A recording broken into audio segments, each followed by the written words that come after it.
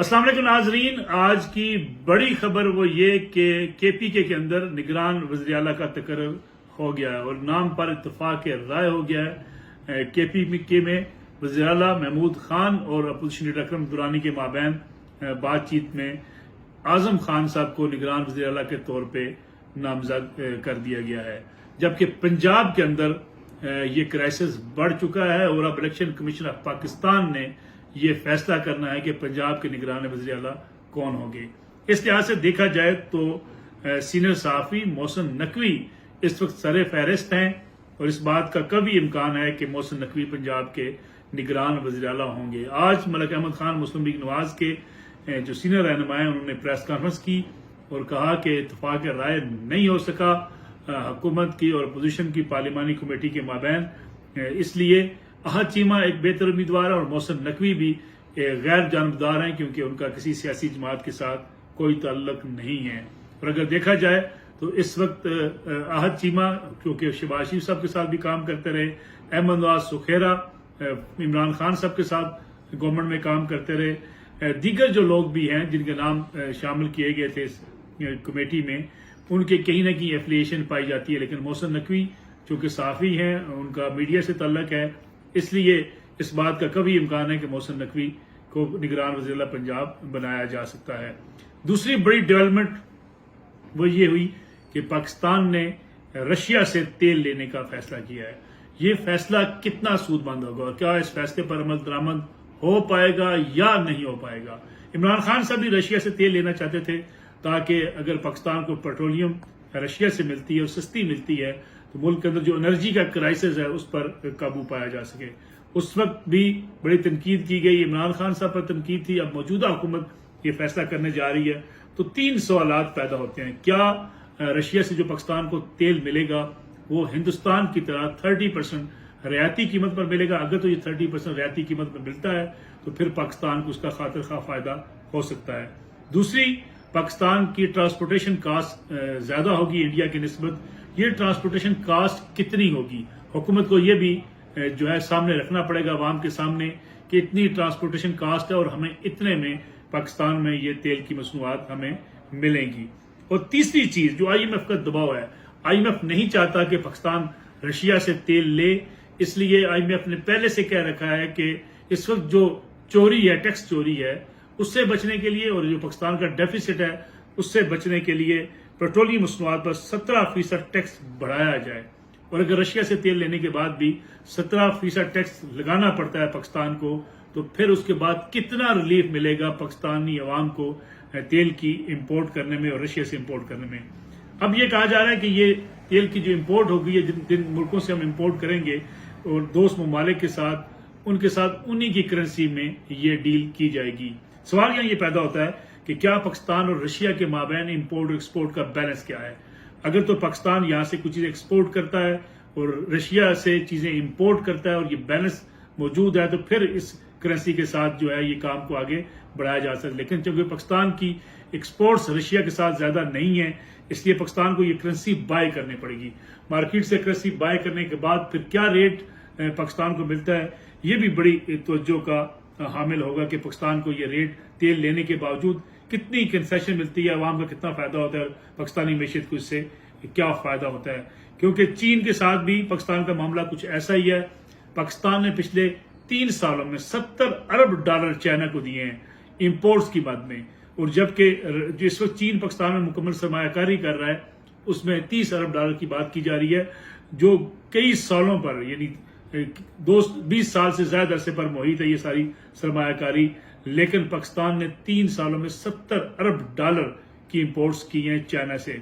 और इस लिहाज से भी अगर देखा जाए तो जो पहले इस CPEC मनसूबे के अंदर जो मेन चीज शामिल थी कि हम यहाँ पे इंडस्ट्रियल जोन बनाएंगे, इंडस्ट्रियल जोन के अंदर जो सनती इदारे बनेंगे वहां पे एक तो लेबर आएगी, सीनियर इंजीनियर्स आएंगे चाइना से, पाकिस्तान की जो खाम माल है यहाँ से मिलेगा और चीजें मुकम्मल तैयार होने के बाद चाइना में वापस जाएंगी। चीन को इस तरह से फायदा होगा कि उसे यहाँ मुनाफा भी मिलेगा और चीन को, पाकिस्तान को यह फायदा होगा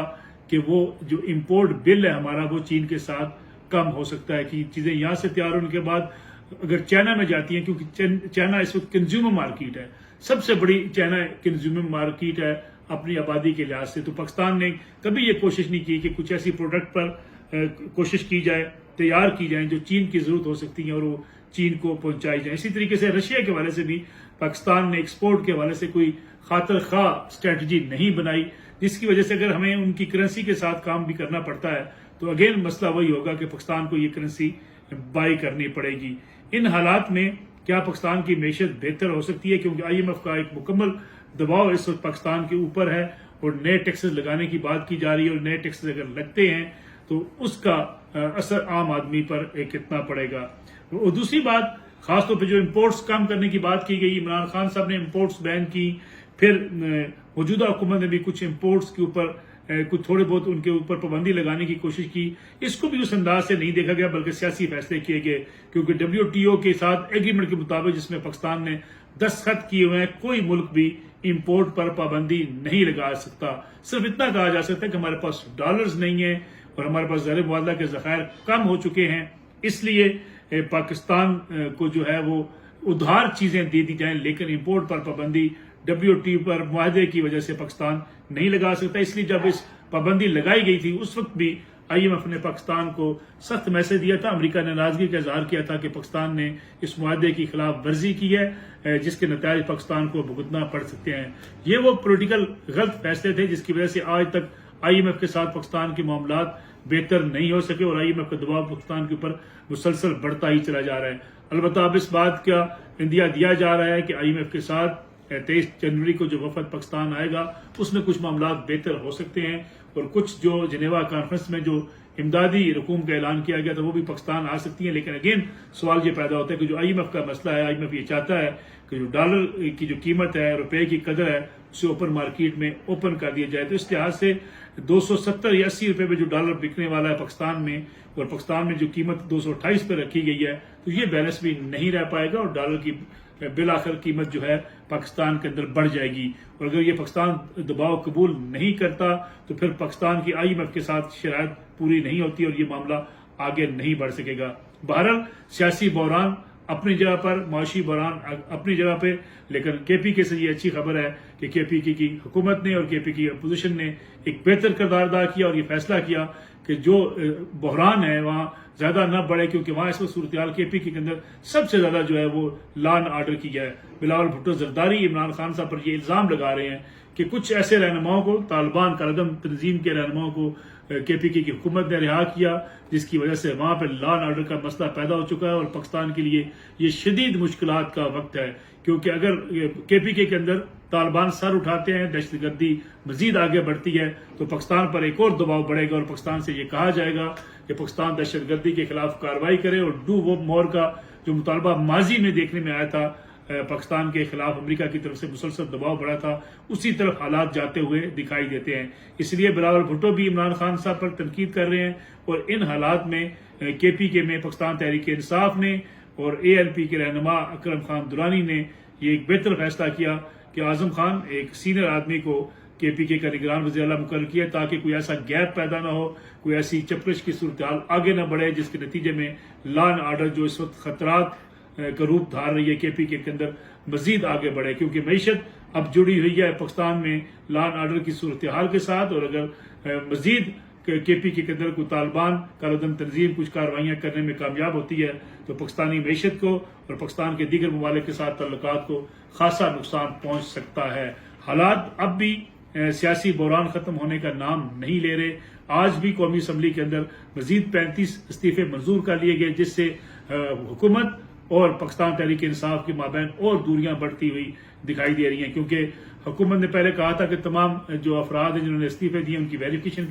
کرنی پڑے گی، لیکن جب عمران خان صاحب نے یہ کارڈ کھیلنے کی کوشش کی کہ وہ قومی اسمبلی میں واپس جا سکتے ہیں، تب استعفوں کا سلسلہ شروع کر دیا گیا. اب ملک کے اندر صوبائی اسمبلیوں کے انتخابات ہوں گے یا استعفے منظور ہونے کے بعد قومی اسمبلی کی خالی نشستوں پر انتخابات ہوں گے یا عام انتخابات ہوں گے، تمام لوگ اس صورتحال میں لٹکے ہوئے ہیں اور سیاسی جماعتیں نہ اپنی انتخابی مہم چلانے کی پوزیشن میں ہیں کیونکہ اس وقت کوئی صورتحال کلیئر نہیں ہے. حکومت ڈٹی ہوئی ہے انتخابات اگست اکتوبر تک لے جانے کے لیے اور اپوزیشن اپنے موقع پر ڈٹی ہوئی ہے فوری انتخابات کروانے کے لیے. دونوں میں سے کون جیتتا ہے، لیکن بہرحال نقصان اس وقت پاکستانی عوام کا ہو رہا ہے، جنہیں وقت گزرنے کے ساتھ ساتھ ہر روز ایک نئی مہنگائی، بجلی کے بلوں میں اضافے، گیس کے بلوں میں اضافے اور روپے کی گرتی ہوئی قدر کا سامنا، جس کی وجہ سے مہنگائی کا ایک طوفان سامنے آ چکا ہے اور جس پہ عوام سراپا احتجاج بھی ہیں، لیکن یہ احتجاج صرف عوام کی زبانوں تک محدود ہے، نہ اپوزیشن نہ حکومت اس طرف کوئی بھی توجہ دینے کو تیار بہرحال نظر نہیں آتی ہے۔